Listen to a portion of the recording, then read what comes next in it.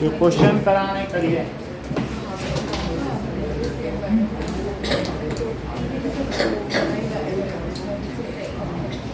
देखिए फेडरलिज्म, तीन features of federalism. That is two or more levels of government. और बात न करें, more levels of गवर्नमेंट होती हैं and different level govern the same citizen। हमारे ऊपर किन किन का शासन है? Different level govern the same citizen। Same citizen. राज्य सरकार भी हम पर शासन करती है और केंद्र सरकार भी हम पर शासन करती है और लोकल गवर्नमेंट भी करती है। इसी तरीके से in order to change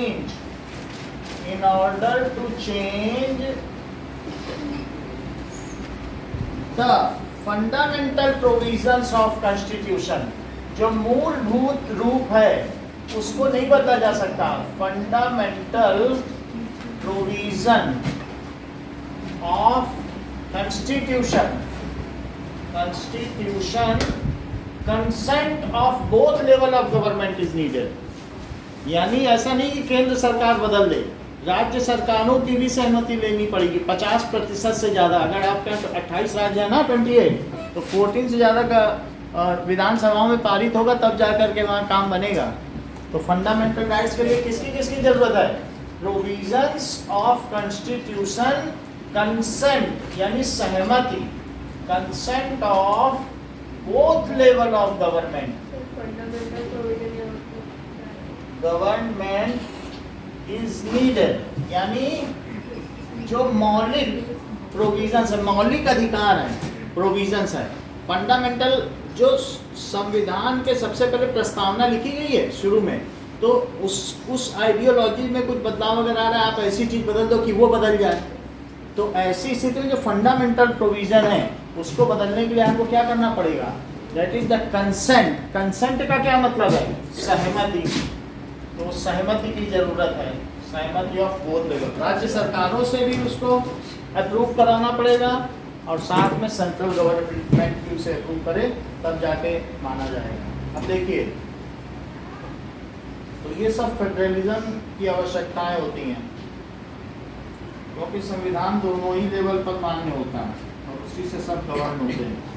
उसी में सबके अधिकारों का उल्लेख है, चीफ मिनिस्टर का भी उल्लेख है, प्राइम मिनिस्टर का भी उल्लेख है।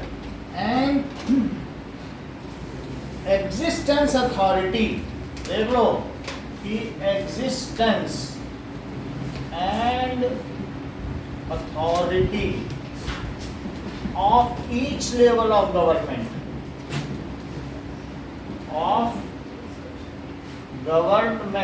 is guaranteed। उसकी गारंटी रहती है। ये नहीं हो सकता है कि केंद्र सरकार यहाँ की राज्य सरकारों के अधिकार ब्रीच कर ले, गारंटी हथिया नहीं सकती है। दोनों लेवल स्वतंत्र रूप से काम करती हैं। So, court has the power to interpret the constitution in case of dispute between state and center। इनके बीच में विवाद होने पर और between different states में भी विवाद होने पर कोर्ट को अधिकार है कि उस संविधान के बारे में इंटरप्रेट करे, उसकी विवेचना करे। So, court interprets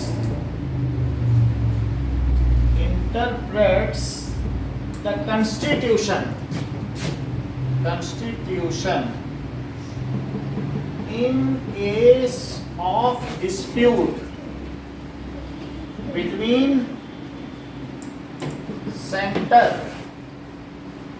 and state, और किसके किसके विवाद होने पर, and dispute between state.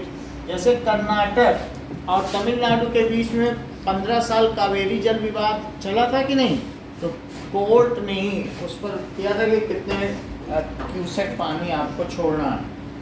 Now financial autonomy of each level is insured. जो जीएसटी देते हो 14% स्टेट लेती है, 14% सेंट्रल लेती है, दोनों को पैसा मिलेगा तभी तो काम करेंगे। तो फाइनेंशियल ऑटोनॉमी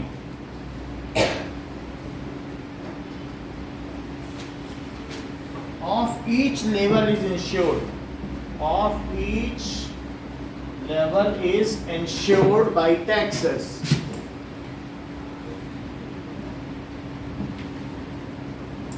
तो अब केजरीवाल अगर कोई चीज फ्री कर रहे हैं तो अपने टैक्स में से कर रहे हैं, सेंट्रल थोड़ी ना देगी। Now federal system has dual objectives to promote unity of country and accommodate regional diversity. Federal structure में सबको अलग अलग आपने दे दिया और सब एक साथ है तो इससे पावर बढ़ती है और साथ में सबके जो डाइवर्सिटी है वो भी सुरक्षित रहती है। तो यहाँ के मुख्यमंत्री को यहाँ की मालूम है कि किस तरीके के रीति रिवाज है, उसको प्रमोट करेंगे। हाँ सर, बोर्ड पूरा नहीं आ रहा है। अच्छा 1 मिनट रुको ज़रा।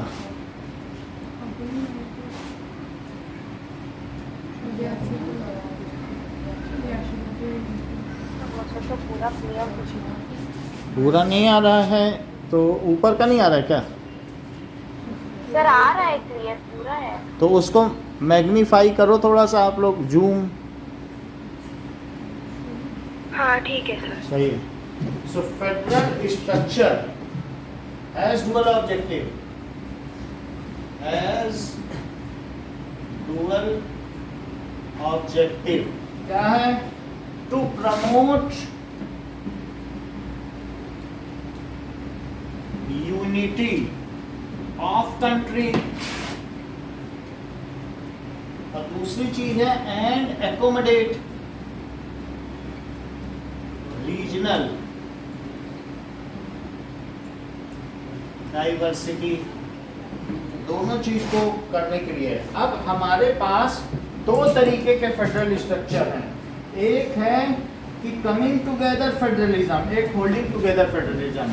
तो फेडरलिज्म संघवाद, इसको क्या कहते हैं? संघीय शासन व्यवस्था। इसका मतलब क्या होता है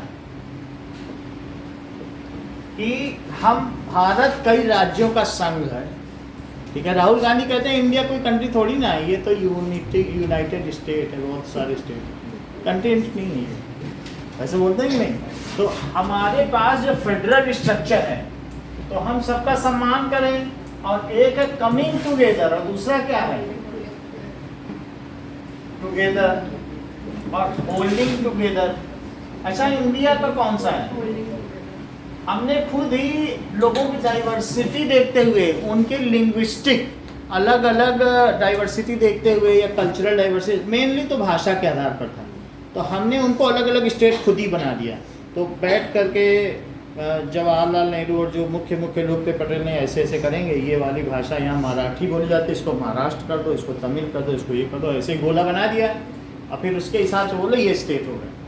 तो हमने खुद ही स्टेट बनाए, क्योंकि अलग अलग डाइवर्सिटी को अलग अलग चीफ मिनिस्टर ही वो रिप्रेजेंट कर सकेगा। तो हम उसको क्या कर रहे हैं बताओ? Holding together. अब जब अमेरिका में छोटे छोटे स्टेट्स थे, उन्होंने कहा हमारी सुरक्षा तो खतरे में पड़ जाएगी, रशिया बहुत बड़ा कंट्री है, उन्होंने बोला क्यों ना हम एक कंट्री बना दें। अच्छा, साथ में रहेंगे, सबको खूब स्वतंत्रता रहेगी, और जो सेंटर रहेगा उसको हथियार बेच के पैसा मिलेगा, हम लोग नहीं देंगे।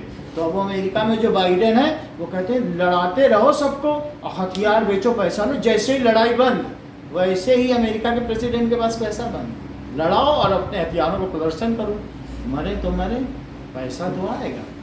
समझ में आई बात कि नहीं? तो होल्डिंग टुगेदर का मतलब है हमारा इंडिया आज़ाद हो गया, तो आज़ाद होने के बाद फिर हमने क्या किया बोलो? हमने अपने आप ही इसके स्टेट्स बना दिए, और स्टेट बना दिए, बोले ये ऐसा स्टेट है, ये लिंग्विस्टिक आधार पर हमने भारत को बांट दिया। तो इसका क्या मतलब है? और हम उनको होल्ड कर रहे हैं, तो उनके प्रश्न अलग होने का प्रश्न ही नहीं उठता, ठीक है। और इसमें क्या है कि जो नॉर्थ अमेरिका है, तो नॉर्थ अमेरिका प्रोविंस में ये क्या हुए? ये यहाँ पर ये देखिए, ये सारे अलग अलग कंट्री हैं, तो इन लोगों ने आपस में ज्वाइन कर लिया। बोला कैसे हैं? ज्वाइन कर लिया, ये सारा है। यूएसए। तो अच्छा रशिया ने भी ज्वाइन किया था, लेकिन बोला कि नहीं हम 20 हैं, ज्वाइन कर रहे हैं, 20 कंट्री हैं, और इसने कहा नहीं हम एक कंट्री हैं। अच्छा रशिया को लालच थी कि यूनाइटेड नेशन में हम 20 वोट दे पाएंगे, वो लालची था। तो जब वो 20 वोट देने के चक्कर में अभी 86 में टूट गया रशिया, वो 20 ने कहा हमारे तो वोट अलग अलग है, हम अलग अलग चार हैं। फिर से समझो, रशिया था यूनाइटेड सोवियत सोशलिस्ट, ठीक है, एसोसिएशन, तो उस वो जो भी था, तो उन्होंने कहा कि हम भी जुड़ रहे हैं, लेकिन वो जुड़े तो उन्होंने अपने आप को एक कंट्री नहीं माना, वो यूनियन तो माना लेकिन कंट्री नहीं माना। बोला हमारी 20 सीटें रहेंगी यूएन में, हम 20 कंट्री हैं। अच्छा अलग अलग, हाँ, क्योंकि हम 20 गुना वजन वाले होंगे। ये बोले नहीं हमारा एक वोट रहेगा, जाने दो जाने दो। तो फिर ये मिल के रहे, अब उसका विखंडन हो गया, अब वो 20 ही अलग अलग हो गए। चेक अलग हो गया, स्लोवाकिया अलग हो गया, अजरबैजान, अर्मेनिया, न जाने कितने कितने, यूक्रेन भी उसी का हिस्सा था, बेलारूस भी उसी का हिस्सा था। अभी नाम लेने लग जाए तो सब बहुत सारे अलग अलग, इतना बड़ा रशिया था। तो उसने ये जो चालाकी खेली अच्छी नहीं खेली। इनका कैसा बताओ, दैट इज कमिंग टुगेदर, बोले हम सब एक साथ। अब जरा देखिए, तो federalism has two aspect, mutual trust and agreement to live together. तो सभी राष्ट्र आपस में म्यूचुअल ट्रस्ट करते हैं कि हम एक साथ रहेंगे, जिससे हमारी सुरक्षा बनी रहे। ऐसा इनमें भी तो हुआ है। So it is based on mutual trust and willingness to come together. Federalism किस पर बेस्ड होता है? तो federalism is based on mutual trust and will to come together, will to live together, come नहीं live together, कि भाई हम एक साथ ही रहना चाहते हैं, कोई भी आपत्ति होगी तो साथ में। अब जरा देखिए, सो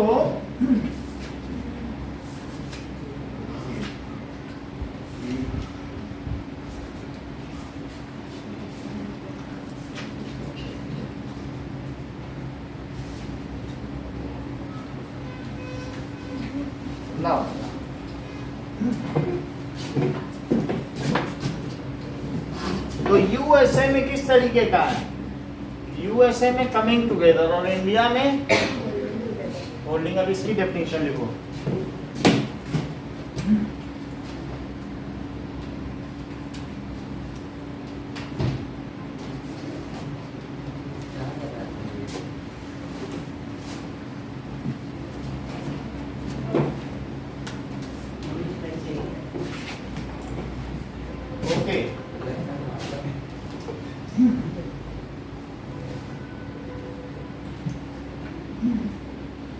There is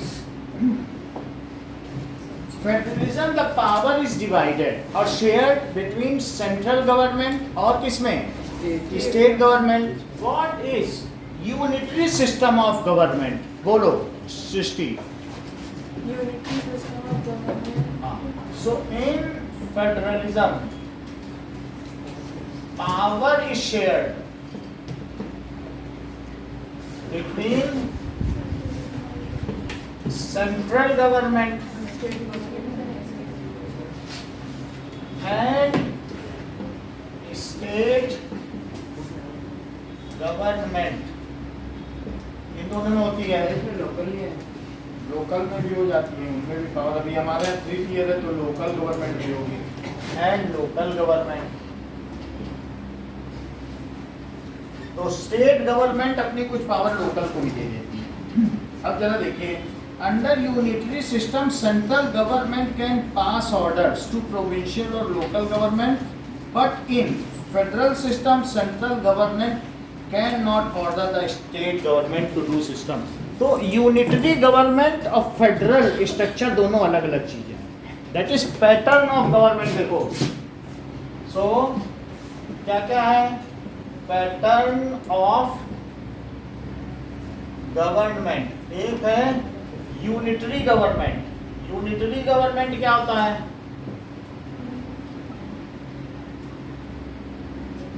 और एक होता है federal government, federalism. So that is central government. Central government इतनी शक्तिशाली होती है, government can pass order to state government,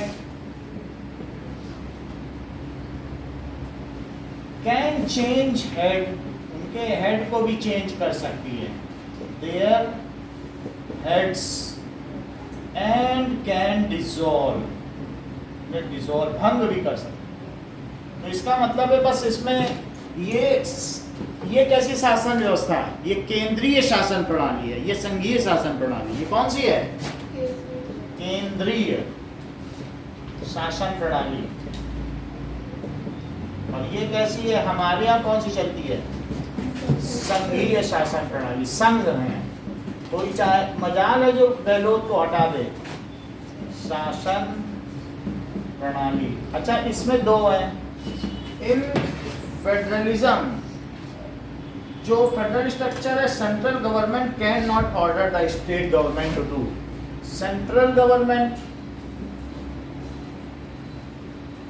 can not order state government to do something. There, उनके विभाग अलग अलग हैं।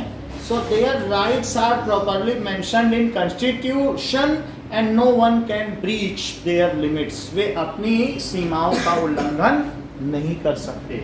So their rights and duties, ये सब कहाँ लिखे हैं?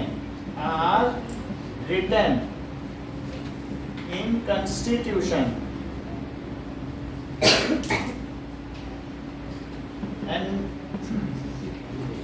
note here is no one is allowed to breach them.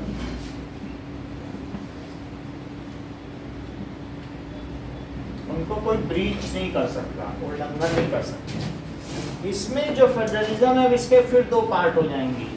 एक है कमिंग टुगेदर और एक है holding together. Holding together. Abhishek, coming together के 3 नाम बताओ। कौन से ऐसे देश हैं जहाँ कमिंग टुगेदर है? यूएसए, स्विट्जरलैंड और that is USA and Switzerland and Australia. Switzerland and Australia. और जबकि India, Belgium and Spain. Russia भी हो। Belgium, Spain. अब उसमें क्या है, उनके तो सब अलग ही अलग हो गए, तो क्या होगा?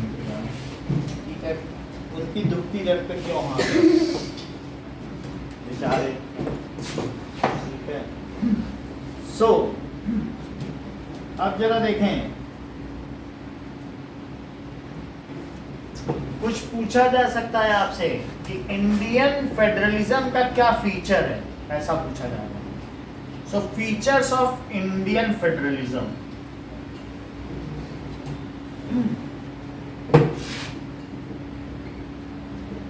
अच्छा, जो ये है, इन दिस क्या होता है? States are having more powers और इसमें centre is having more power. इनका ये भी एक अंतर।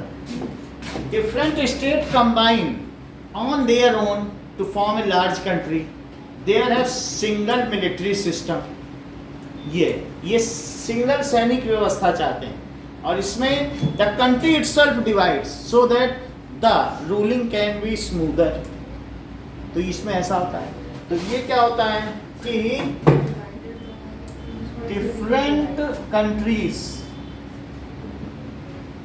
join together to make large country। और क्या करेंगे?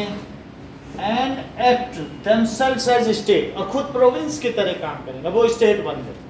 and act as state, और इस शर्त पे काम करेंगे मेरी कोई स्वाधीनता न ली जाए। and are much autonomous than center। उनमें बहुत शक्तियाँ, कैलिफोर्निया अलग शक्तिशाली, खूब शक्ति, अपनी पुलिस भी है उनकी शक्ति, और वो कैलिफोर्निया ने जो है वो माल फंक्शनिंग करके हरा दिया था क्लिंटन को। देखा था 3-4 दिन तक कितना वो अल्लाह वाला, क्लिंटन जीत रहे थे, उसने फर्जीवाड़ा करके जो बाइडेन को जिता दिया। So they are more autonomous than centre. जबकि इसमें क्या होता है, centre is more autonomous, centre itself divides the country on different basis of diversity, language, linguistic basis पे भी divide कर सकता है। तो country divides itself, country divides itself on linguistic या cultural basis, ऐसा कर सकता है, ठीक है। और सेंटर इज मोर पावरफुल। अब जैसे मिताई समुदाय है मणिपुर का, मणिपुर की बहुत कहानी सुनती है, उसको 90% समुदाय को 10% जमीन मिली है, और जो वहाँ 10% समुदाय उनको 90% जमीन मिली है, और मिताई वहाँ जाएगा तो उन लोगों को अधिकार है कि उनको भाले से मार दें, बोलो। और जबकि वहाँ 60 सीटें हैं विधानसभा में, उसमें से 40 मिताइयों की हैं, तब भी वो 10% को उनको समेट दिया। तो इसलिए ये जो पिछले 60 सालों में ऐसा होता रहा है, तो सुप्रीम कोर्ट ने कहा ये तो गलत है, ज़मीन का ये डिस्ट्रीब्यूशन ऐसे तुमने कर रखा है, उनको जाने भी नहीं देते वहाँ पर कि तुम वो जंगल से लकड़ियाँ चुन ले जाए। जरा देखो, तो वहाँ की राज्य ने बोला कि ठीक है मिताई भी आदिवासी हैं, अब इस पर वो ये हमारी ज़मीन पे नहीं आ सकते, वहीं रहें। तो अब ये इस बात पे झगड़ा हो रहा है वहाँ पर, कुछ सोल्यूशन निकलेगा, बट ये गलत है क्योंकि डिस्ट्रीब्यूशन नहीं हो पा रहा है। अब इस समुदाय के आधार पर कैसे कर सकते हो? तो दैट इज कल्चरल बेसिस पर। इसमें कौन ज़्यादा वो है बताओ? Central government has more power, क्योंकि सब खुफिया एजेंसी तो इसी के अंडर में रहती है। सेना में तो इसी के अंडर में, सेना तो उसमें भी इसके अंडर में। अब जरा देखो कि federal structures of India, features of federal structure of India, federal structure in India. तो India constitution declared after freedom क्या हुआ? फ्रीडम कॉन्स्टिट्यूशन, कॉन्स्टिट्यूशन ने ये डिक्लेयर कर दिया, कॉन्स्टिट्यूशन डिक्लेयर्ड इंडिया,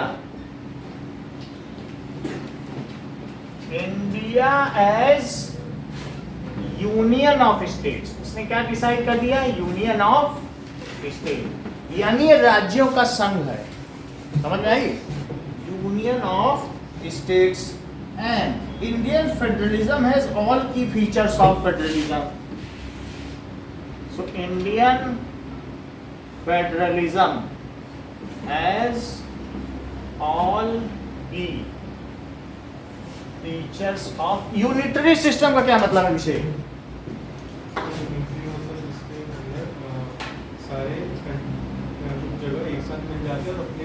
ये कुछ नहीं जानते, ये आधे घंटे से पढ़ ही नहीं रहे, इतना बोगस कोई होता ही नहीं है इसमें। सेंट्रल गवर्नमेंट मिलता कोई है ही नहीं, वो इतना किम जो उनकी तरह का शासन है, वो उल्टा पुल्टा बता रहे हैं ये सब। मैं देख रहा हूँ इतनी देर से हंस रहे हैं और सोच रहे यूनिटरी ये लिखा रहे हैं। देख लेना नेट पे जाके, जब तुम सोच रहे हो ये है यूनिटरी ना, तुम अभी 35 मिनट से टाइम पास कर रहे हो, जाके देख लेना यही है यूनिटरी। अब देखो, Indian federalism has all key features of federalism. मैं सबसे सरल सवाल पूछा था, ये भी नहीं कि कोई नेट पे पूछा। The constitution earlier there were 2-tier constitution, लेकिन later on panchayat and municipality का हो गया। इंडिया हैज 3-tier, ठीक है? तो 3-tier लेजिस्लेटिव पावर्स है, okay? System of government, system of government. पहला सेंट्रल स्टेट, और तीसरा क्या है, पंचायत या म्युनिसिपल कॉर्पोरेशन। सर ऑटोनॉमस मतलब स्वायत्त बॉडी, ऑटोनॉमस, उनको मोर ऑटोनॉमस है, उनकी जो मर्जी सो करें, तो वो खुद अपनी इच्छा से मिले हैं। अब उसमें कैलिफोर्निया कहेगा जरा दायां बायां करोगे हम हट जाते हैं तुम्हारे पास, बोलेगा नहीं नहीं जुड़े रहो। स्वायत्त। सर इसमें ये भी तो होता है कमिंग टुगेदर में कंट्री आ भी जा सकती है वापस चली भी जा सकती है, लेकिन उसका हित नहीं है, वो अकेले कहाँ पे उनके बीच में रह के मिलिट्री में, तो उस जुड़े रहना पसंद करती है। एक बार जुड़ जाती है हटता कोई नहीं, क्योंकि फिर मिलिट्री अपनी बनाओ, तो अब रेवेन्यू तो तुम्हारा सब अपने मजा करो, सेंटर बना ही रहा रेवेन्यू, तुम्हारा बहुत रेवेन्यू तो मिलिट्री में चला जाता है ना, 30 से 40%। पॉइंट में तो लिख सकते हैं वो कंट्री आ जा सकती है और इस जा भी सकती हैं, होल्डिंग में वापस जा सकती है। नहीं जा सकती, ये लिख सकते हो। तो पॉइंट अभी हम दिखा देंगे, डिस्क्रिमिनेट करा देंगे। देखिए स्टेट और ये municipalities,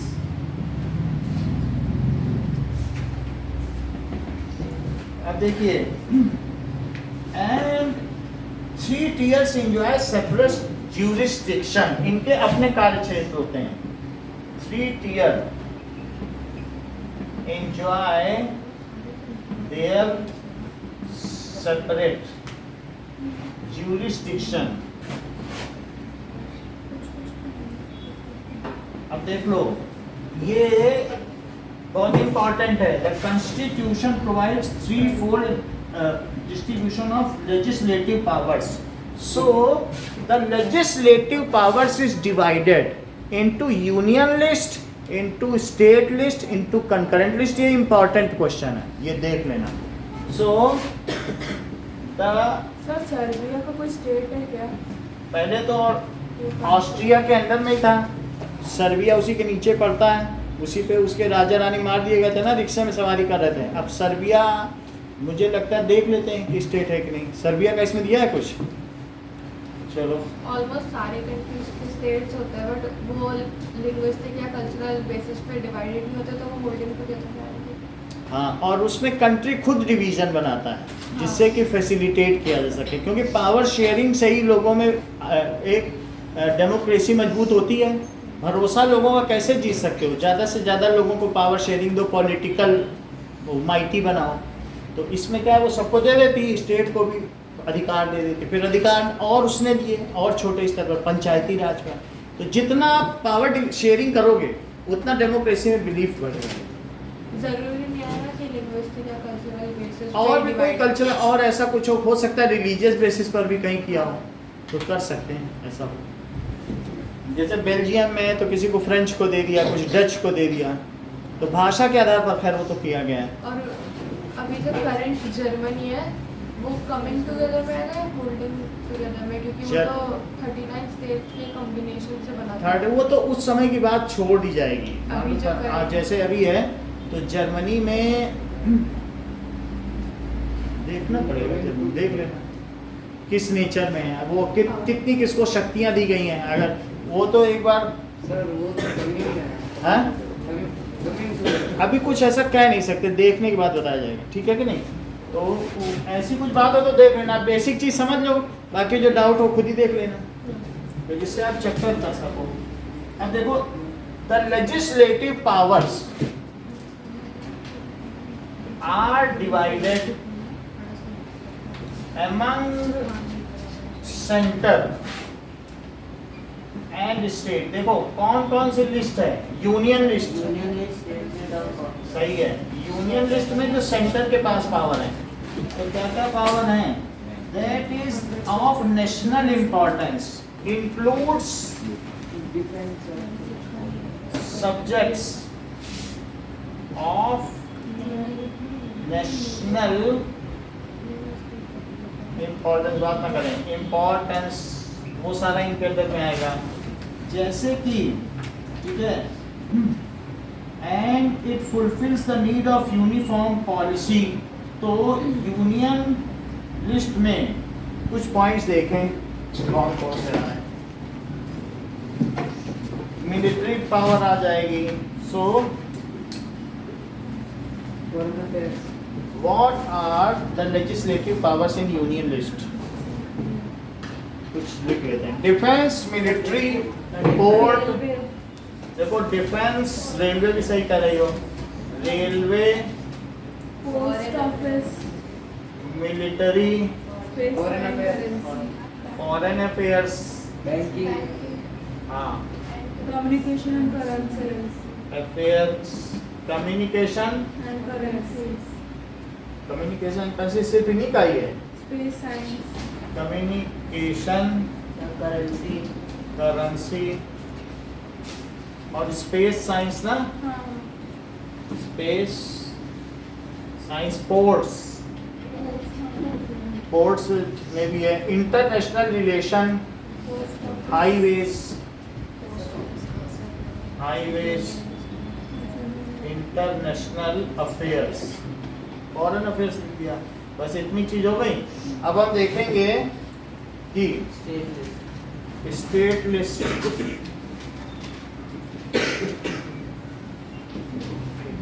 state list, legislative powers in state list.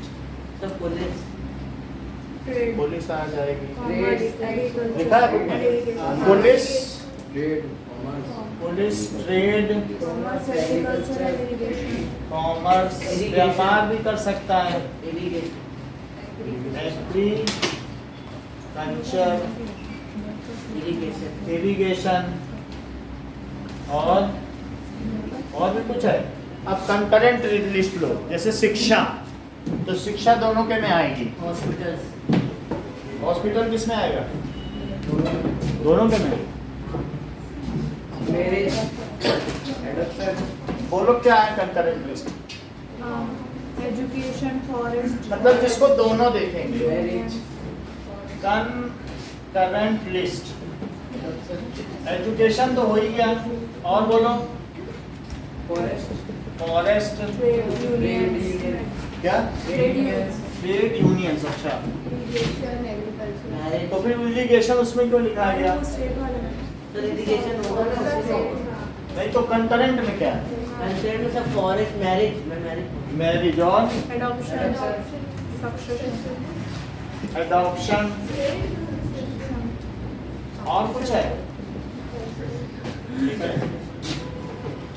Now इतनी बात हो गई. Some units of Indian Union avail very little power.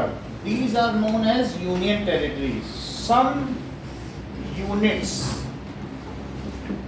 of Indian Union. India तो एक यूनियन है ना. तो इंडियन यूनियन में अब वो किसी न किसी के द्वारा, मान लीजिए कि वहाँ पर जनरल कोई चीफ मिनिस्टर नहीं होगा, बल्कि उसको कौन डील करता है? So union territories head is known as lieutenant governor करेगा. ठीक है. Some units of Indian union like Lakshadweep, Delhi है, उन्हें यूटी कहते हैं. Union territories have very little power.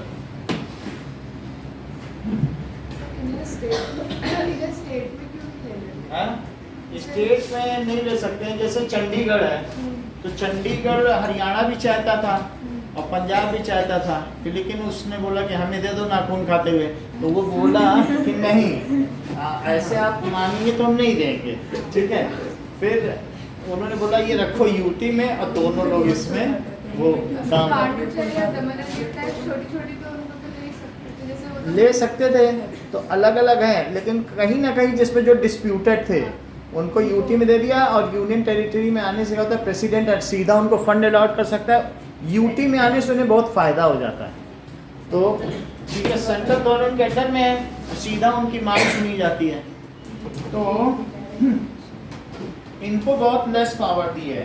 तो जैसे कि these are known as union territories. Lakshadweep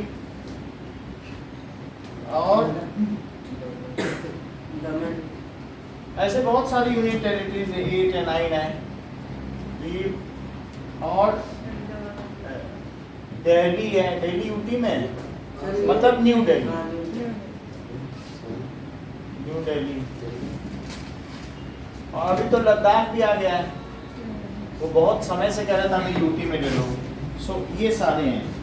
अब जरा देखें, The Parliament cannot change the power sharing arrangement. Any change in it has to be passed by both the houses at least 2/3 majority. Then it is to be ratified by the legislature. बात समझ आई? GST पास करने में हम लोग कितना खुश हो रहे थे। लो गोवा में भी हो गया और लो बिहार में भी हो गया। खुश हो रहे थे कि नहीं? अब 13 हो गए, 13 हो गए। ये तो 28 स्टेट है, ये 14 15 हो जाते किसी तरह। अरे लो, आपस में फोन कर रहे थे अपने दोस्तों को, सुना है आपने कर्नाटक के भी लेजिस्लेटिव में होगा। अरे बधाई हो आपको। आपस में नहीं कह रहे थे हम लोग बात, पापा लोग बात करते थे। तो हाफ ऑफ द स्टेट में पास हो और 2/3 लोकसभा और राज्यसभा। तो इस तरीके से अगर हम कुछ भी संविधान में परिवर्तन करना चाहते हैं, जैसे ग्रॉस डोमेस्टिक टैक्स लगाना चाहते हैं GST, तो उसके लिए आप संविधान में परिवर्तन करना चाहते हैं, टैक्स के स्वरूप में परिवर्तन करना चाहते हैं, तो 2/3 मेजॉरिटी आप भी नहीं चाहिए। ऐसे तो सारे बिल हाफ से हो जाते हैं, इसके लिए 2/3 चाहिए। तो इस तरीके से ये बहुत इंपॉर्टेंट पॉइंट है कि parliament can not change. Power sharing arrangement की बात की जा रही है। जैसे पावर शेयरिंग अलग बात होती है। पावर शेयरिंग का मतलब है कि राज्यों से पावर खींच ली जाए, उसको कहते हैं पावर शेयरिंग अरेंजमेंट। इसके लिए 2/3 चाहिए। ये नहीं ऐसे नॉर्मल चीजों के लिए नहीं। पावर खींचने में राज्यों से तुम खींच लोगे, अगर आधे से ज्यादा राज्य तैयार हैं तभी कि भाई हम जब मर्जी उन्हें हटा दें, उन्हें लगा दें, ये सब रिजॉल्व कर दें केंद्र। ऐसा कुछ है, तुम नया परिवर्तन लाना चाहते हो तो तुम्हें क्या करना पड़ेगा? आधे हैं, हाँ, मतलब पावर डिस्ट्रीब्यूशन में पावर शेयरिंग को तुम बदलना चाहते हो कि केंद्र ज्यादा शक्तिशाली हो जाए। तो ऐसी स्थिति में आधे से ज्यादा राज्य, 15 राज्य और 2/3 मेजॉरिटी, 2/3 बहुमत दोनों सभाओं में, लोकसभा में और राज्यसभा में हो, तभी तुम ऐसा कर सकते हो। इन केस ऑफ, ठीक है। देखो, अब पार्लियामेंट तो जानते हो ना कहाँ होती है? पार्लियामेंट तो न्यू दिल्ली में होती है ना। cannot change its power sharing arrangement. Important point है, for this 2/3 majority is needed in both the houses. वो बिल पास होना चाहिए। For this bill should be passed. Bill should be passed या agreed होना चाहिए। किसके द्वारा?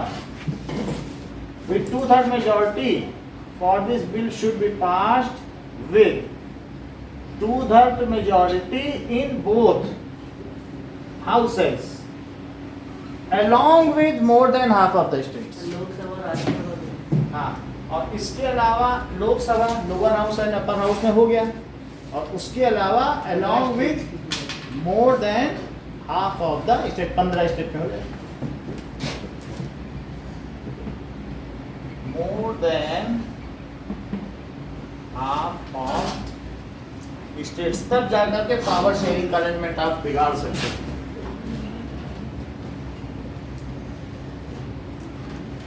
ऐसे जैसे हुआ नहीं था ममता बनर्जी का IAS अफसर था, सलाहकार, वो बोले चलो केंद्र ही लगाती थी, उसने बोला नहीं अब नहीं लगाएंगे, आ जाओ हमारे पास। ममता बनर्जी ने कहा ऐसे कैसे तुम ले लोगे हमारा सलाहकार, वो हमारी सारी गुप्त बातें तुम्हें बता देगा कि हमने कहाँ कहाँ कितना घपला किया है। तो हालत खराब हो जाएगी, कल तुम CBI भेजोगे। नहीं नहीं, ये गलत है, तुम किसी का पर्सनल सलाहकार नहीं ले सकते। जबकि IAS ही भेजा जाता है, तो वो चाहे मंगा भी सकती है, लेकिन मंगा नहीं पाई मोदी सरकार। वो अरे नहीं बोला हम भेजेंगे नहीं, तुम बुला के दिखा लो, जबकि रूल है।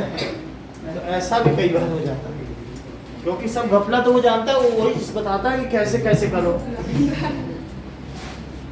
तो एक तरीके से इनडायरेक्टली अपने कब्जे में ले लेना हुआ। अब देखो,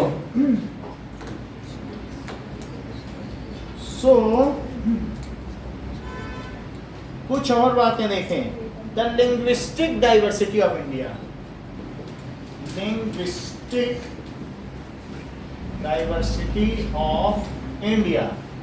तो इंडिया में कुल 1500 अलग अलग भाषाएं बोली जाती हैं, जिसमें मेजर लैंग्वेज 114 है और 22 लैंग्वेज जो है Indian constitution. So in India 1500 distinct languages. Sir ये 3 लिस्ट है क्या? हाँ, और लोकल की कुछ नहीं होती, एक राज्य सरकार की लिस्ट है, एक केंद्र सरकार की, एक दोनों की साझा लिस्ट है। अरे लिस्ट है ना? हैं? कौन सी? हाँ, मतलब वो रेसिडुअल है। अगर मान लो जो ऐसे हैं, हाँ, कि मान लो union government has the power to legislate on residuary subjects. कोई नई चीज आती है तो उसे रेसिडुअरी में रखा जाता है जब तक उसको अलाउ न कर दिया जाए किसी लिस्ट को। अभी जैसे कोरोना आ गया तो दोनों लड़ने लगे, तुम टीका लगाओ, तुम टीका लगाओ। तो फिर सुप्रीम कोर्ट में ये बात गई कि कौन टीका लगाए, तो उन्होंने कहा कि सब लोग टीका लगाओ। फिर केंद्र ने टीका लगा दिया कि ठीक है हम टीका लगाएंगे। वो रेसिडुअरी लिस्ट है, कोई नया सब्जेक्ट आ जाए, है ना। हाँ, आर्टिफिशियल इंटेलिजेंस, तो अब इसमें नया पता नहीं कि किसको दिया जाए, तो फिर उसमें कोर्ट डिसाइड कर देगा कि कौन टीका लगाए। सो 1500 डिस्टिंक्ट ये लैंग्वेजेस हैं। मेजर लैंग्वेजेस कितने हैं?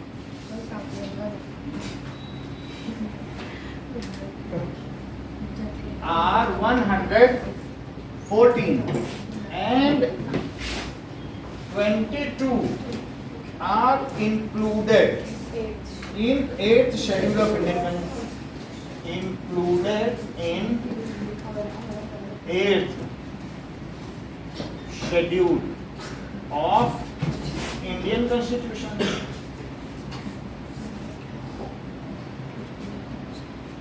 आठवें अनुच्छेद में इन्हें जोड़ा गया है। अब जरा देखें, सो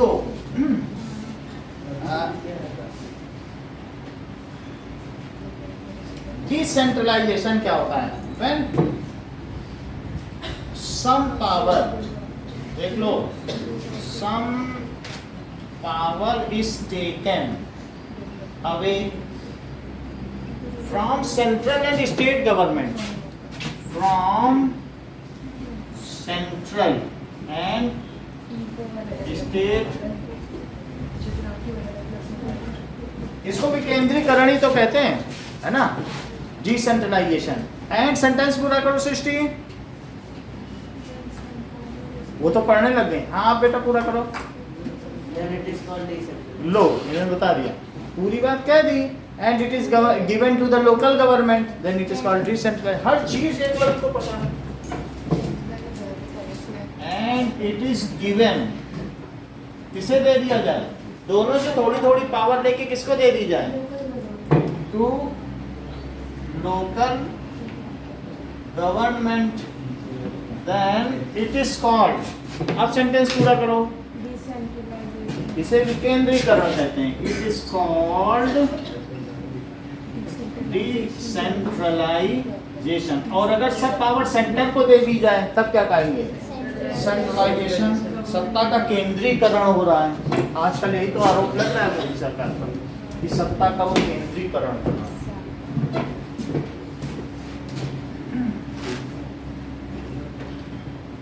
और ये विकेंद्रीकरण है, मतलब डाइवर्ज हो रही है सत्ता। अब जरा देखो कि 1992 में Indian constitution was amended to make panchayati raj third tier of government. Important चीज है, इंडियन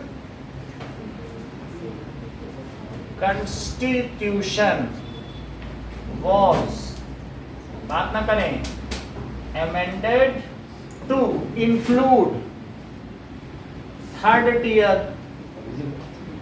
तो थर्ड टियर अब इंक्लूड हो गया, दैट इज पंचायती राज, जिसमें पंचायत हो। तो ऐसा राजीव गांधी का सपना था जो पूरा होगा। द रिजल्ट ऑफ डिसेंट्रलाइजेशन, ये लोकल लेवल पर होते हैं। अभी जैसे 17 लोग मारे गए पश्चिम बंगाल के चुनाव में, तो पंचायत का ही तो चुनाव था, तो उसमें मार काट हो पश्चिम बंगाल में।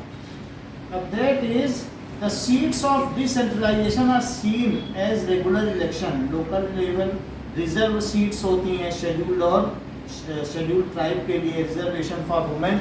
जब ये पंचायती राज के वो होता है ना, पंचायत के चुनाव छोटे छोटे स्तर में, जैसे 4-4 चौराहे के होते हैं, यहाँ दयाराम भाटी है तो वहाँ कोई और ऐसे पार्षद लोग नहीं, हमने बताया था सोजीती गेट के पीछे जो बैठते हैं, तो उन सब के लिए जब चुनाव होता है तो इसमें reserve seat for scheduled caste, scheduled tribes और 50% सीट्स फॉर वीमेन। जबकि केंद्र में नहीं दी गई, केंद्र में सबके ऐसे होती है, अरे हम तो नेता हैं चले जाएंगे, वहाँ कोई नहीं पास कर रहा। पंचायती में कहते हैं कि हाँ 50% ले लो, अब मेन में नहीं दे रहे। वहाँ बिल आता है, ना बीजेपी देना चाहती है ना कांग्रेस, सब नेता ही खत्म हो जाएंगे, कहाँ बैठेंगे उनका रोजी रोजगार। तो अब देखो, in this there are reserved seat. Reserve seats किसके लिए? और शेड्यूल्ड कास्ट, शेड्यूल्ड ट्राइब। तो उनको बोला गया था कि भाई शेड्यूल्ड ट्राइब में डाल दो मैती समुदाय को, वो डालते ही झगड़ा शुरू हो गया, 78 दिन हो गए। And 50% seats for women. अब देखिए, सो पंचायती राज का जरा फ्रेमवर्क देखिए। रूरल लोकल गवर्नमेंट को कहते हैं पंचायती राज, ये इंपॉर्टेंट है।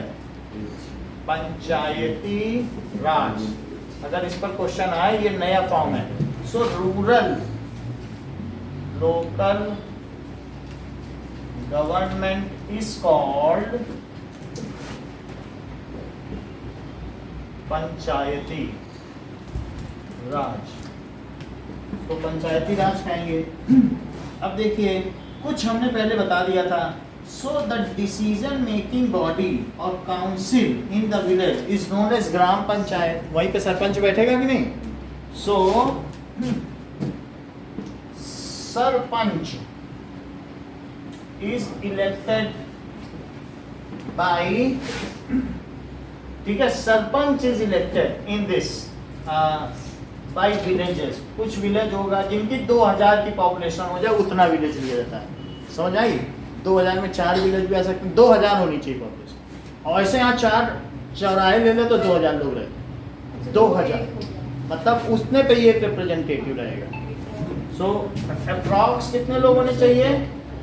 2000। उस पर एक सरपंच रहेगा। ये कहाँ बैठेगा? कहाँ बैठेगा बेटा सार्थक? अभी बताया था, हर चीज इसको पता है। कितना मतलब इंटेलिजेंट बच्चे हैं ये।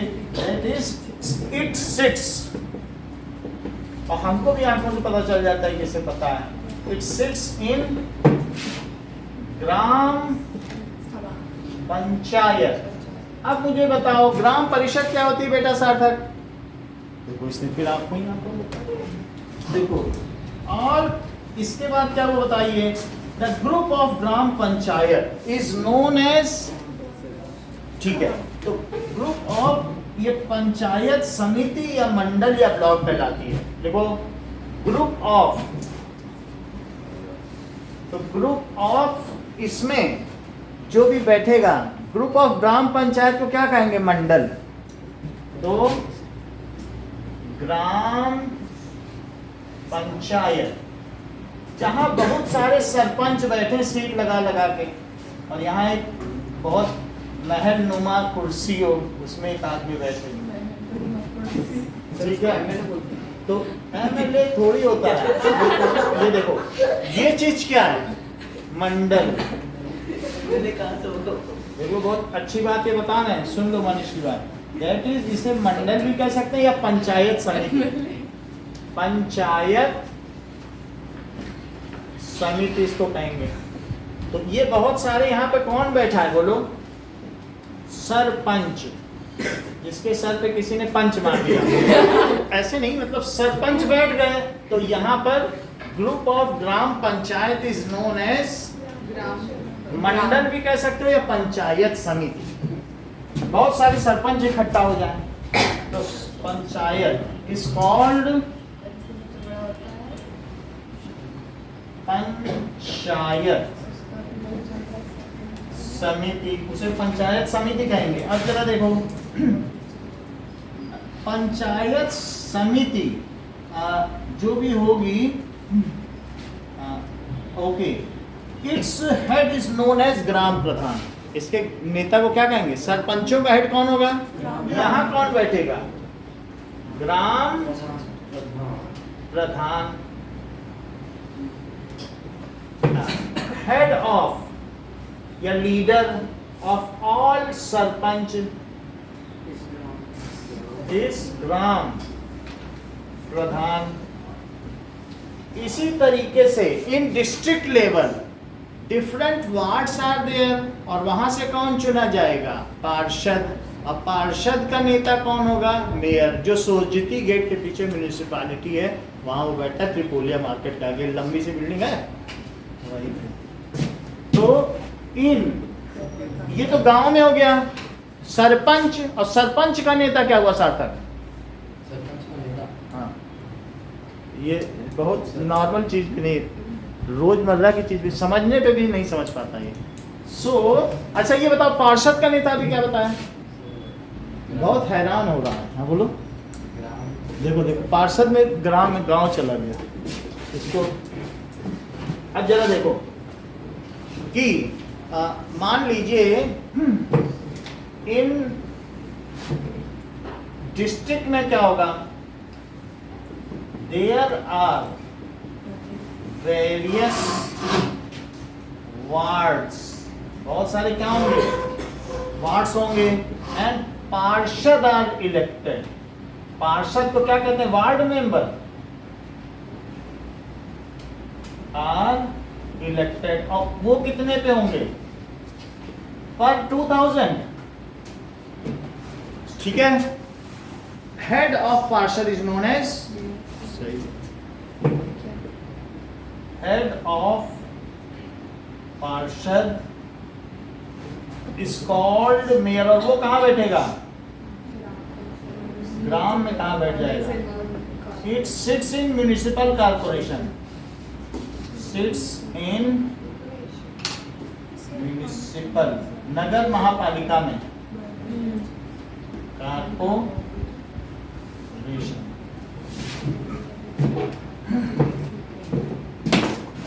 अब जरा देखिए कि कुछ एक दो चीजें और बतानी है, ये हटा दें। रेसिडुअरी सब्जेक्ट्स, सो वो नीचे का ठीक है। linguistic ones हटा दो। सो देखो, residuary subject, so that is not listed in any of the three lists is called residuary subject. The new coming subjects, the newly coming subject which is not listed या yet to be listed, या फिर ये भी लिख सकते हो yet to be listed, किसे दिया जाए? इन यूनियन लिस्ट, ठीक है, या स्टेट लिस्ट, या कंकरेंट लिस्ट। जैसे पेंडेमिक, कोरोना, जो पेंडेमिक का मतलब है विश्वव्यापी बीमारी। एक होती महामारी एपिडेमिक और एक होता है पेंडेमिक। तो ये क्या होती है कि विश्वव्यापी आपदा। मेजर लैंग्वेज 114 है कि 14? 114 दिया है, अब बुक में बताओ। 114 ही दिखा है। चलो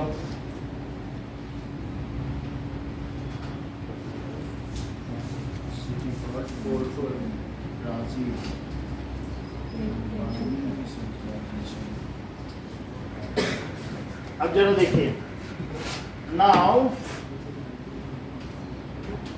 what does it mean by scheduled language which is written in constitution are known as scheduled language. The non scheduled language जो कि नहीं लिखी गई है कॉन्स्टिट्यूशन में वो होती है नॉन शेड्यूल्ड लैंग्वेज, ठीक है। अब देखिए रीजनलिज्म क्या है।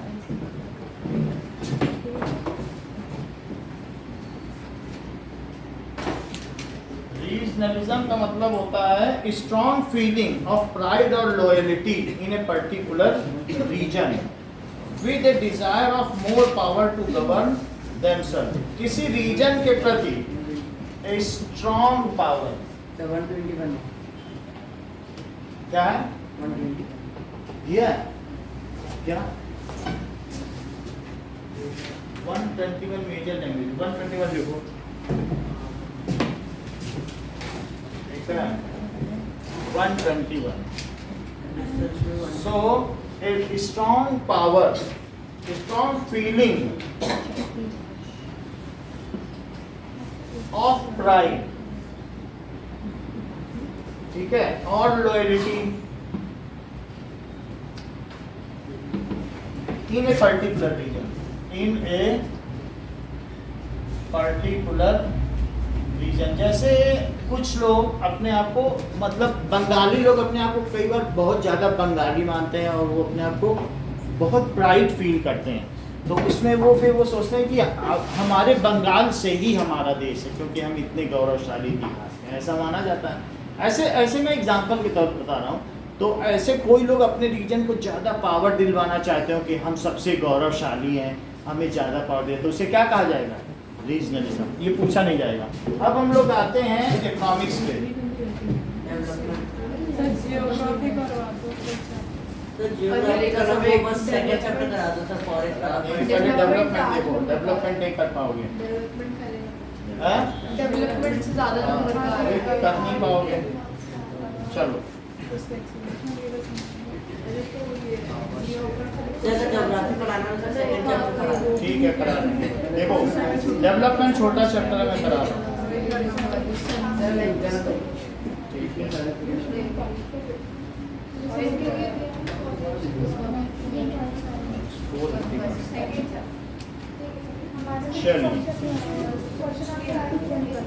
ओके, नीचे का हटा देना।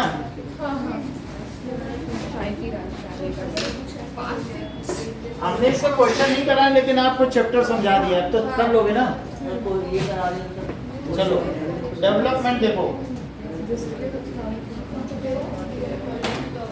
बात ना करें। ओके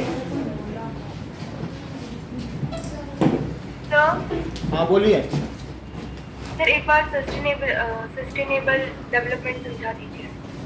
ठीक है, ये सतत पोषणीय विकास की अवधारणा महात्मा गांधी ने प्रस्तुत की थी कि the development should be at such a pace that the fourth coming generation should also have the resources available for them.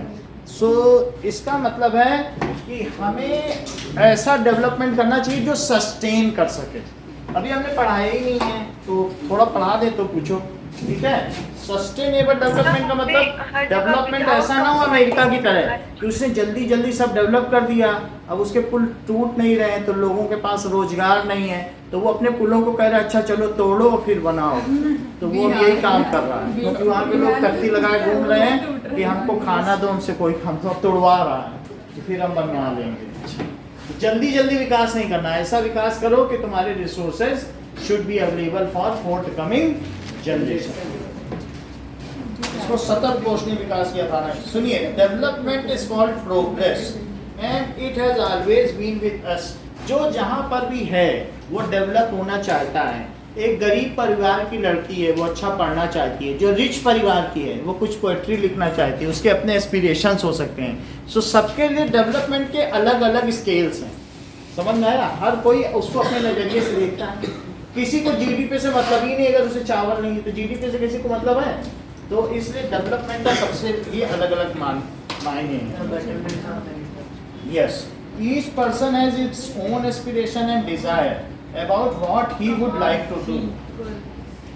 Regionalism. बात ना करो. Each person has its own aspiration and बात ना करिए desires. And इसके अलावा a landless rural labor sets its development. तो उसका क्या लैंडलेस रूरल लेबर क्या चाहेगा?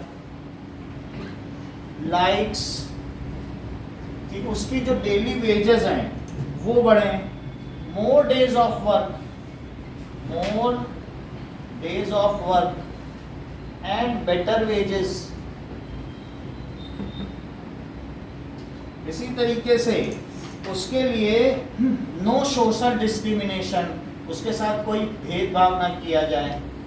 डिस्क्रिमिनेशन में डोनल्ड जाए तो भगा ना दिया जाए. ऐसा होता है. इस तरीके से लीडरशिप इन द विलेज भी चाहेगा वो कि हमारा भी. हाँ, बहुत बार ऐसा केस हुआ है कि कपड़े दे के चलो. लीडरशिप इन विलेज ऐसा चाहेगा. And school facility for his children, अपने बच्चों के स्कूल भी चाहेगा.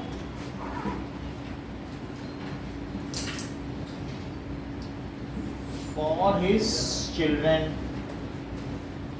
इसी तरीके से सबके अपने अपने हैं. Everyone seeks things that are the most important. Those things which can fulfil his desires and aspiration are called developmental goal.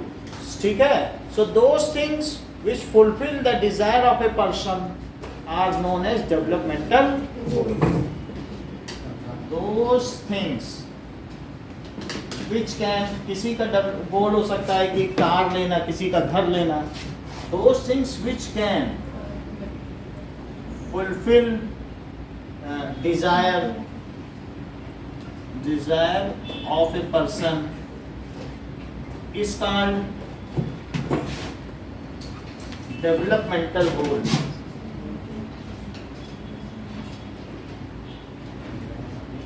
अब जैसे 2 घर हो गए अमेरिका में सबके पास, तो उन्होंने कहा अब क्या डेवलपमेंट करें, कार भी हो गई. बोले एक शीशोर के पास भी होना चाहिए, तो सब उसी के पीछे भागे पड़े. तो ऐसे ही सिकंदर से उसके मंत्री ने पूछा कि तुम सारा दुनिया जीत लोगे फिर क्या करोगे? अलेक्जेंडर से पूछा. बोला ऐसी बातें भी मत करो, मेरा तो दिल बैठा जा रहा है, फिर मैं क्या करूँगा. तो गोल तो होना ही चाहिए.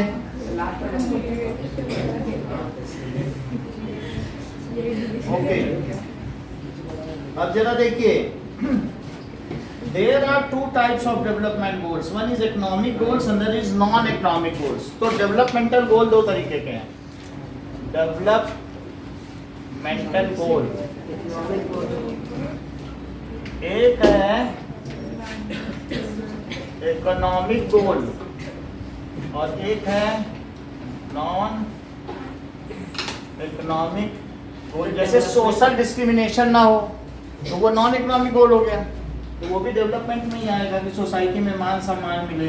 इकोनॉमिक गोल्स में क्या हो सकता है? High income, regular employment, better wages, decent price for crops and और अदर प्रोडक्ट्स. कई चीज़ें हो सकती हैं. जैसे हाई इनकम किसी की हो जाए, या डेली की बेटर वेजेस, अच्छी पगार मिले. डेवलपमेंट गोल की जगह एस्पिरेशंस लिख सकते. जो एस्पिरेशन को फुलफिल करें तो कहेंगे कि भाई व्यक्ति का विकास हो रहा है. अब हमारे वो उद्देश्य डेवलपमेंटल गोल, एक टर्म दी गई है, इकोनॉमिक टर्म, जिसको हम इधर उधर नहीं कर सकते. डेवलपमेंटल गोल में क्या है? बेटर वेजेस हो जाएं और क्या क्या हो जाएं? Decent price for crops, decent price for crop. जैसे एक होता है एमएसपी. एमएसपी से आप लोग समझते हो क्या है? मिनिमम सपोर्ट प्राइस से क्या मतलब है? जैसे सरकार कहती है कि तुमको 20 रुपए किलो हम गेहूं तुमसे खरीद लेंगे, तुम उगाओ. ऐसा ना हो कि गेहूं, पहले लोग क्या करते थे, टमाटर उगाते थे और खूब टमाटर हो गया, सबने पहले 20 रुपए किलो टमाटर, तो लोगों ने कहा टमाटर उगाओ, इसमें खूब आमदनी है. और जब अगले साल सबने टमाटर उगा दिया तो कोई लेने को तैयार नहीं. इतना टमाटर 1 रुपए देंगे बोरी का, बेचारा है, वो बात अलग है। लेकिन मैं बता रहा हूँ, लोग देखा देखी उगाते हैं। जैसे टमाटर महंगा हो गया तो अगली साल सबने टमाटर उगाया, तो वो टमाटर 1 रुपए बोरी बिकेगा, उतने में तो तुम्हारा भाड़ा नहीं निकलेगा। तो सरकार कहती है कि हम हर चीज़ का मिनिमम सपोर्ट प्राइस तय करते हैं। तुमने टमाटर उगाया, तुम्हारा तुम उगाओ, मेरे भरोसे उगाओ, हम तुमसे 15 रुपए में लेंगे। तो उसको कहते हैं MSP। जब MSP बढ़ाती है तो गांव में उत्सव मनता है, देखो गेहूं पे MSP बढ़ गया, तो वो लोग उसी को वोट देते हैं कि इतना पैसा तो सरकार देगी, उससे ऊंचा मिल जाए तो बाजार में बेचो। तो डिसेंट प्राइस फॉर क्रॉप, उसको कहते हैं MSP, minimum support price. Minimum ये कौन तय करता है? इसीलिए तो दिल्ली में बैठे थे राकेश टिकैत। मिनिमम रोज 700 करोड़ का नुकसान हो रहा था रोड का। राइट, अगले देखो, और minimum support price and other products. Non economic में क्या है? Freedom, security, respect, equal treatment, freedom, security, ये सारी चीजें होती हैं। सोशल जस्टिस, वो सब उसी में आ गया। अब जरा देखें, everyone wants income with security. हर एक व्यक्ति दोनों चीजें चाहता है, इनकम भी चाहता है और साथ में क्या चाहता है? So everyone wants income with security, दोनों चीजें चाहिए। अब जरा देखें, different person have different developmental goals. जैसे कि industrialist wants more dams for more electricity, और जबकि सम पीपल में oppose because they may be dehabilitated, उनको उनके घरों से निकाल दिया जाएगा। तो ऐसी वजह से क्या हो जाएगा कि कुछ चाहते हैं बांध बने, ज़्यादा बिजली होगी तो ज़्यादा उत्पादन करेंगे, but others who are living there near by river में अपोजिट। तो ऐसा नहीं है कि जो एक का डेवलपमेंटल गोल है वो सबका हो। उनका अगर MSP बढ़ेगा, सरकार ने MSP 30 रुपए कर दिया गेहूं का, तो वो तुमको बेचेगा ही नहीं, 30 से ऊपर ही बेचेगा। 32 रुपए किलो में ही तुम्हें अब गेहूं मिलेगा बाजार से, क्योंकि किसान बेचेगा नहीं। आपको सोचो 28 में बेचे तो बेचेगा क्या? MSP से बढ़ने से कीमत भी बढ़ जाएगी। अब देखिए, income is most important component of development. Income ज़्यादा बढ़ जाएगी तो सबके पास सब कुछ खरीदने की वो आ जाएगी, मोस्ट इम्पॉर्टेंट फैक्टर। तो हाँ, लेबर्स की बात का लिखा है, रूरल लेबर। ठीक है, वो क्या लाइक करता है? मोर वेजेस, ठीक है कि नहीं? अब जरा देखो, income is most important component, तो परचेजिंग पावर बढ़ती है इससे। Income is more important aspect for। अब बहुत पैसा हो गया है सबको, नहीं तो पहले क्या होता था कि मान लो किसी के आगे कोई मेहमान आता था तो उसके आगे 4 बिस्कुट रखे रहते थे, तो हम लोग दूसरे कमरे में देखा करते थे कि कितने बिस्किट खाए, क्योंकि बचेंगे तो हम ही लोगों को मिलेंगे। आजकल तो कौन बच्चा बिस्कुट खाता है? बुला के दो तो ही ना खाए। खाते हो क्या या देखा करते हो? तो फिर बोला जाता था चलो छुपो पीछे। लेकिन अब सबके पास पैसा हो गया, तो पहले दहेज में साइकिल मिलती थी, अब लोग स्कूटर भी नहीं देते। हमारे पापा ने तो साइकिल, तो अब सबके पास पैसा हो गया है। डिफरेंट पर्सन है, different developmental goal. So individual, अब जरा देखिए, to compare among various countries and their developmental index. तो हमें क्या करना चाहिए? National income and per capital income is considered as a base point, important point. To compare between development of various countries, development of various countries, ये देखना पड़ेगा उस देश की आय कितनी है, कितना वो देश कमा लेता है। जितना तुम बेच सकोगे दूसरों को दुनिया में, तो उतने डॉलर आएंगे, वो तुम्हारी आय हुई कि नहीं। सो वेरियस कंट्रीज, तो नेशनल इनकम को कैलकुलेट करना पड़ेगा। देयर नेशनल इनकम और नेशनल इनकम और पर कैपिटा इनकम। पर कैपिटा इनकम क्या होता है? एवरेज बताओ, ठीक से बताओ। The total income of the country divided by the population. यही बात। एंड पर कैपिटा इनकम तो फॉर्मूला बताना। हाँ इज द बेस पॉइंट। नहीं तो ये पर कैपिटा में डिवाइड तो करो ना। तो यही बोल रहे हो कि नेशनल इनकम है।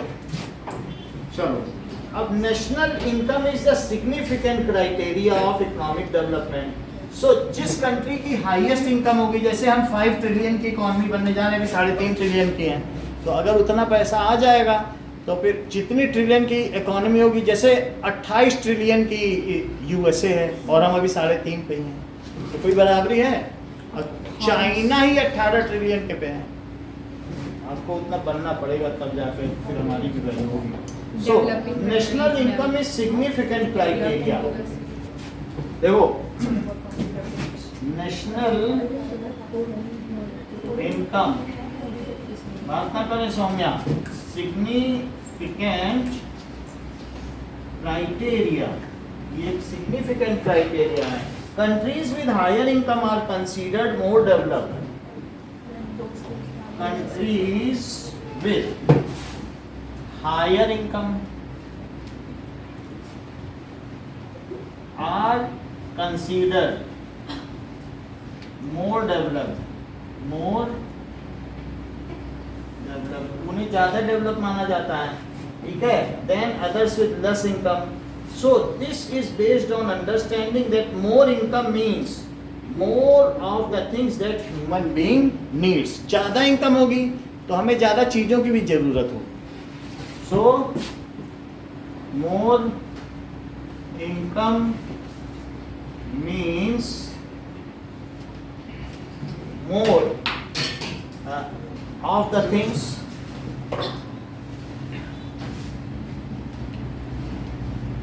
human needs. आप कहीं के लोगों की आवश्यकता से पता कर सकते हो कितना डेवलप्ड है। अगर कोई कहते शाम का खाना मिल जाए तो मज़ा आ जाए, और तो इसका मतलब वहाँ डेवलपमेंट इंडेक्स नहीं है। और कोई कहते अगर जो 6G आ जाए तो 5G में आ रहा है फ़ोन स्पीड, मज़ा नहीं आ रहा, 6G आ जाए कितना गलत हो रहा, मैं तो दुखी हूँ, 1 महीने से मरा ही जा रहा है 5G पे। तो आप समझ जाओ कि उसका डेवलपमेंट इंडेक्स अच्छा। आप समझ जाइए कि इतना उनको बर्गर खाने को मिलता है कि 80% ओबेसिटी से ही पीड़ित है अमेरिका में, मोटापा दर है। इंडिया कौन सा मुल्क है? डेवलपमेंट इंडेक्स अभी देखते हैं।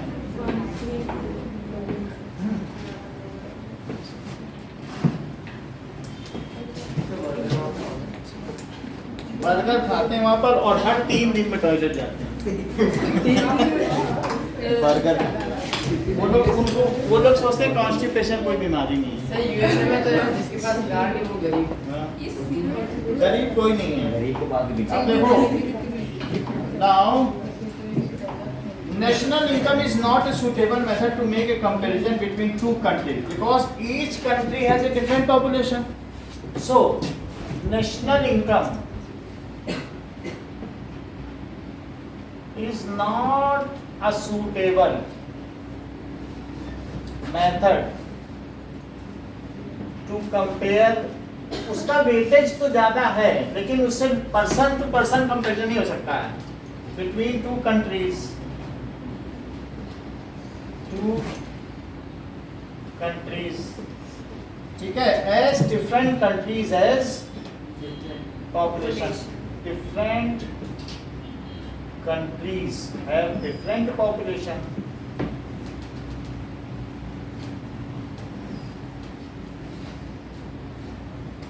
अब देखिए, तो इसके लिए हमें क्या कर देना चाहिए? ऐसा बताया कि हमें एन एवरेज पर्सन की इनकम निकालनी होगी, तो per capita income is a good measure. Per capita income is good measure, ठीक है, to make a comparison between 2 countries. What is this per capita income is calculated by formula. Per capita That is total income of country. Total यानी GDP, gross domestic product. Total income of country divided by population of that total population of country. Sir ये total लगाते हैं sir ने काट दिया। तो फिर आप भी मत लगाओ इसमें। ठीक है। The criteria of per capita income is classified was used in classifying country. इसी के वजह से रिपोर्ट तैयार हुई है. So it is the basis of the World Development Index.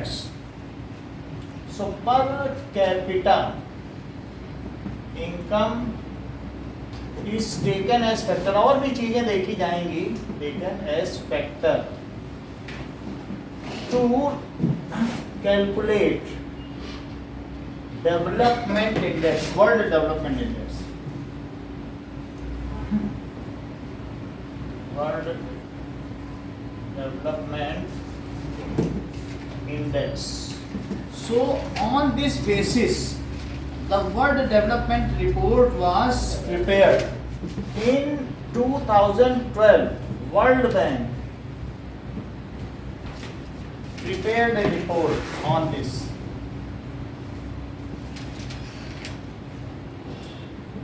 On इसी बेसिस पे उसने बताया, और उसने बताया कि जिसकी इनकम पर कैपिटा इनकम 12,276 पर एनम है, तो इन द ईयर 2010 अभी की बुक में क्या लिखा है? तो 2019 के according $49,300 US. As per this, in 2019, if per capita income is कितनी बताई? $49,300 US. US dollar 49,300. और इंडिया की $6,700। तो per income per capita income is for US and for India 6,700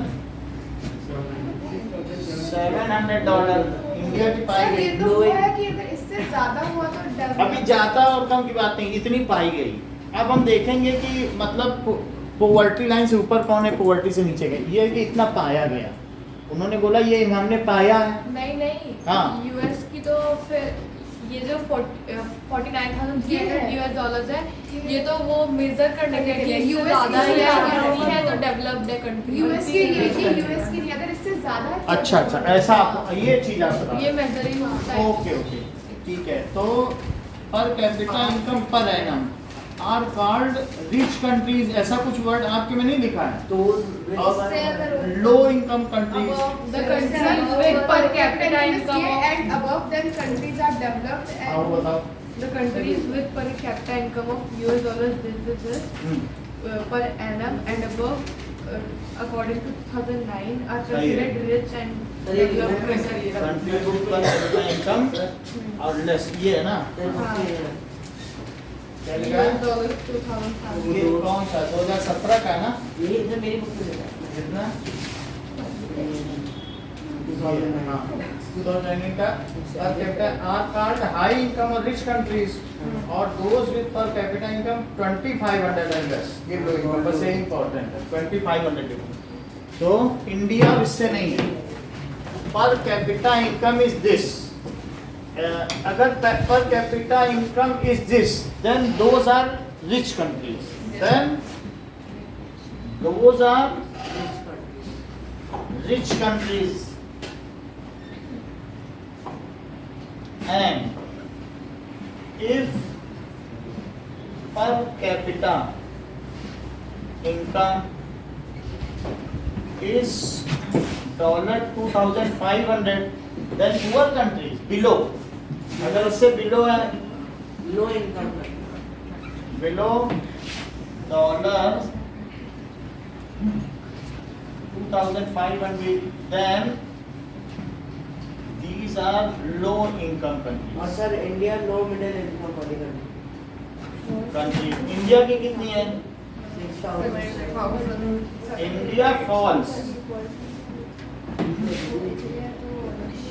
under low middle ना? हाँ low middle Middle income country.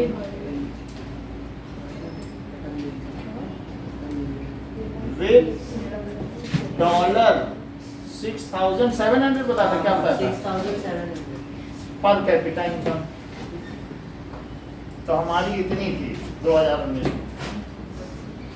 पर capita income in 2019. अब जरा देखो, इसके अलावा भी कुछ और भी फैक्टर हैं डेवलपमेंट इंडेक्स के लिए. So the other criteria of develop consider, ये इंपॉर्टेंट है. The other criteria considered for development index. Human development.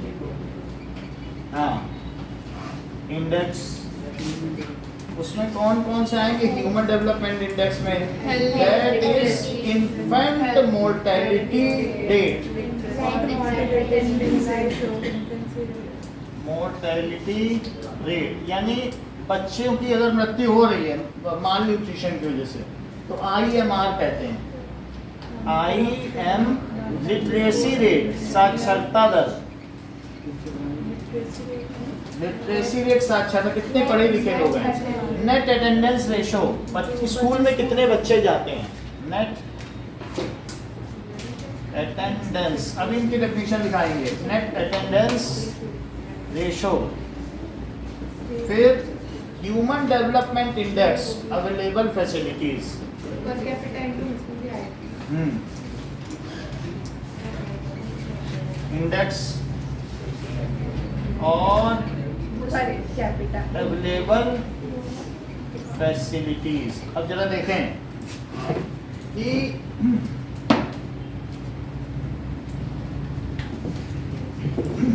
income itself is not adequate indicator of development, as income cannot buy good and pollution free environment. अगर तुम्हारे यहाँ गंदगी है दिल्ली में तो तुम डेवलप्ड में नहीं आओगे, क्योंकि तुम पोल्यूशन फ्री पूरे शहर को तो नहीं कर सकते अपनी इनकम से.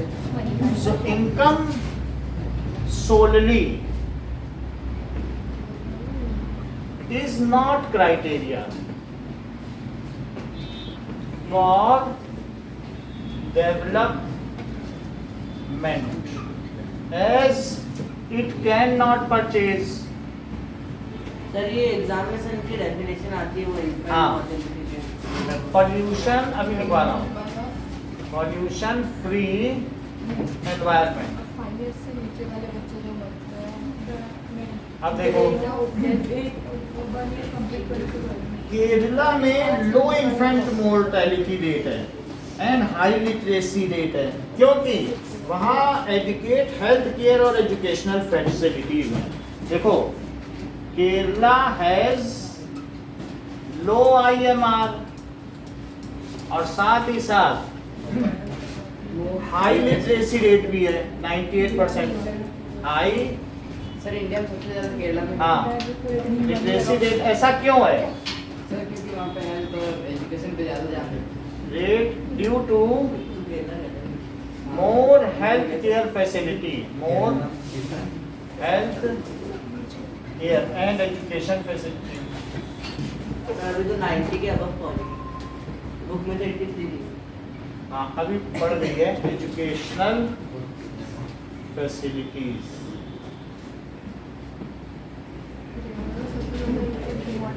देखो तमिलनाडु में वेल फंक्शनिंग PDS है, पब्लिक डिस्ट्रीब्यूशन सिस्टम है, और Jharkhand does not have that system.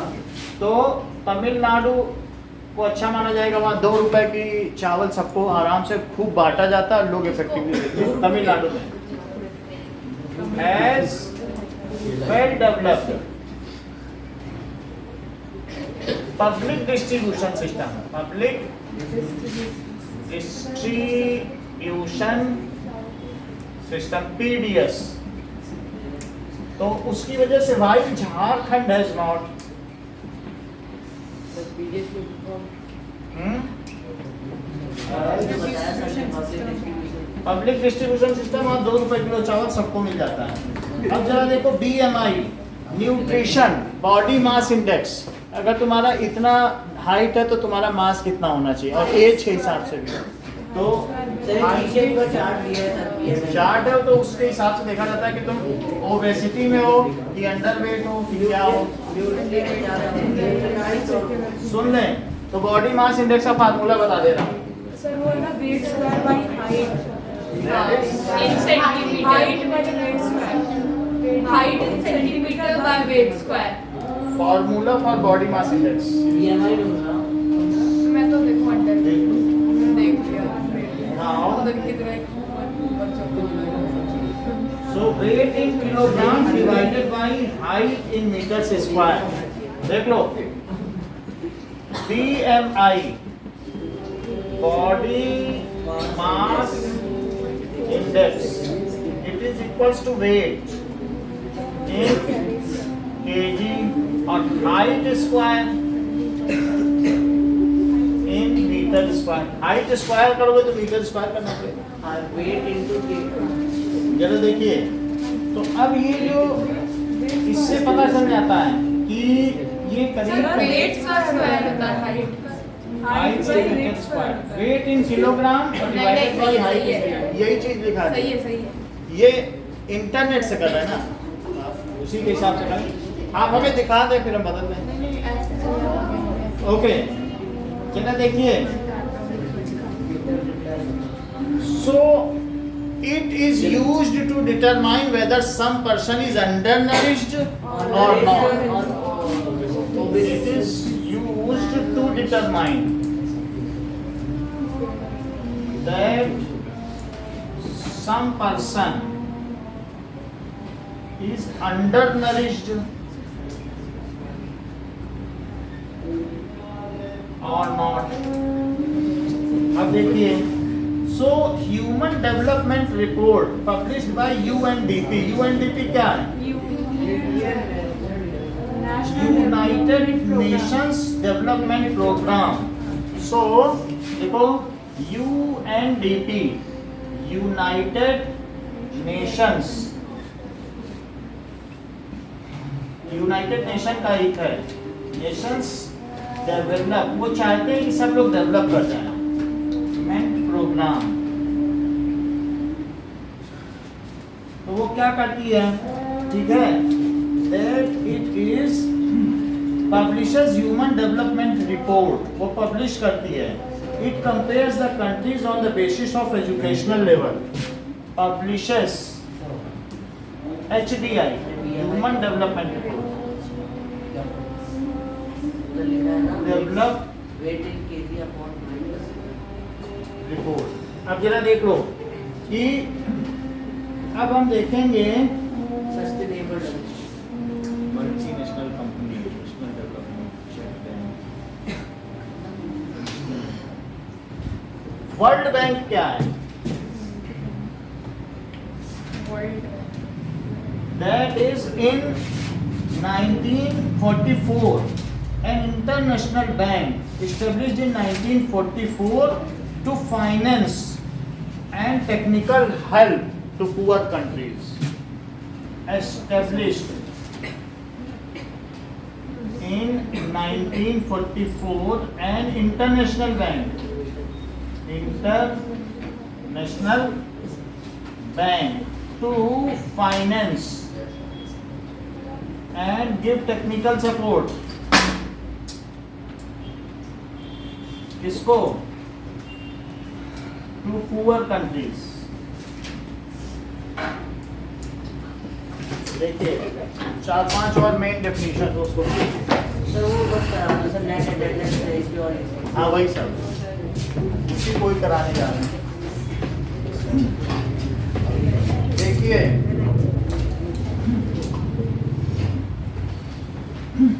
infant mortality rate, infant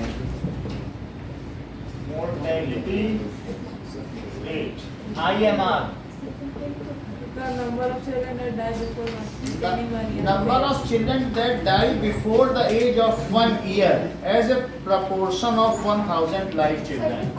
So, number of children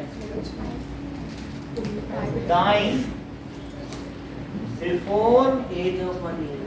age of 1 year, As a proportion of 1000. ठीक है, per 1000 children born, In that particular year. live children. इसके लिए सबसे ज्यादा कौन आता है? यानी कितने जिंदा है और उनमें कितने मरे, अभी तो उनका एग्जाम्पल रेशो। दिया था बिहार में। अब जरा देखें नहीं gross enrolment ratio, gross enrolment ratio क्या है? ये मालूम पड़ जाएगा। That is total enrollment in specific level of education regardless of age. तो कितने लोगों ने उसमें एडमिशन कराया? Total enrolment, total enrolment at specific level, मेरे नई बुक में नहीं है। ठीक है, टोटल एनरोलमेंट इन, अब कितनों ने कराया और कितने गए? In specific level of education, level of education में कितने ने कराया, ठीक है, regardless of age expressed as a, ये चीज है। अब देखो in a given school year per year, sir वो उस साइड इनकम के बाद क्या लिखा है second word? Solid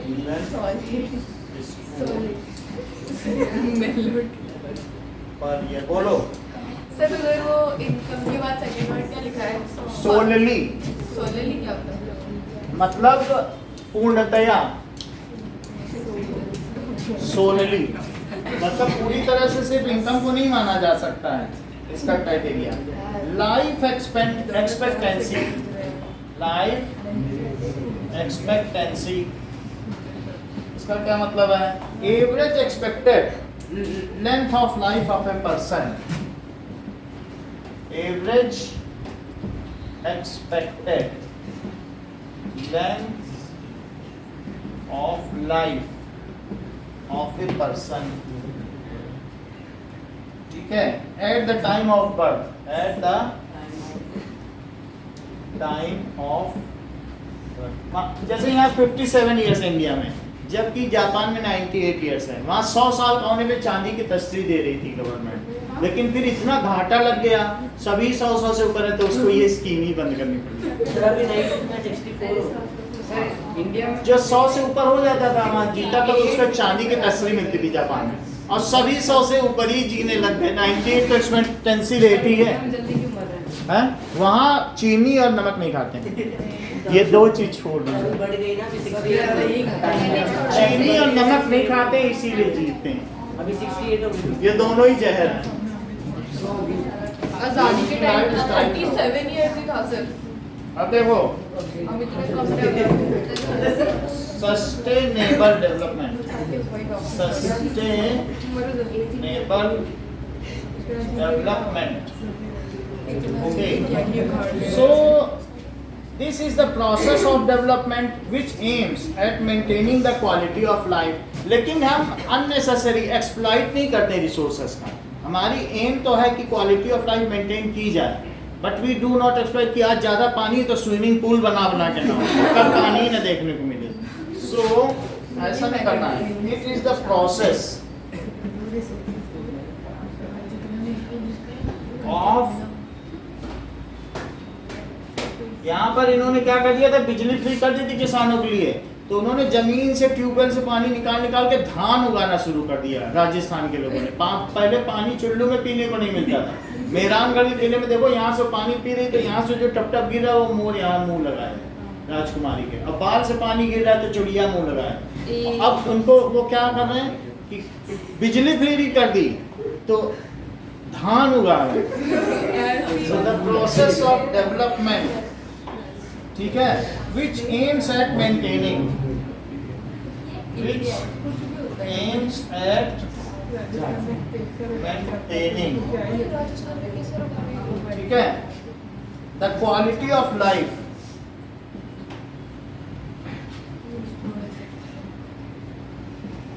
the quality of life of both present as well as future generation. मतलब ऐसा डेवलपमेंट जिसको दोनों की लाइफ सुधारनी हो, हमारे आगे आने वालों की तो अच्छी होनी चाहिए, which aims at development of present and future generation. So कितनी टॉकिंग डेफिनेशन है? बोथ प्रेजेंट एंड बोलती हुई परिभाषा एंड फ्यूचर जनरेशन, ठीक है, without destroying natural resources and environment, without destroying का मतलब होता है एक्सप्लॉइटिंग, उसको दोहन नहीं करना है, अतिरिक्त दोहन, natural resources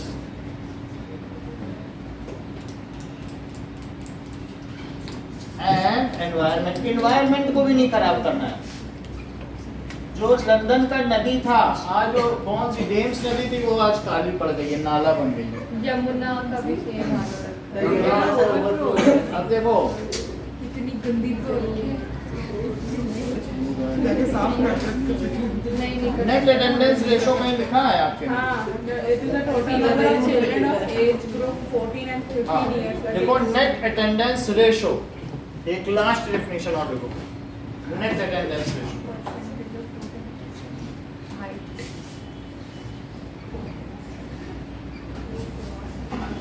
so the total number of children of age group 6 to 10, the total number of children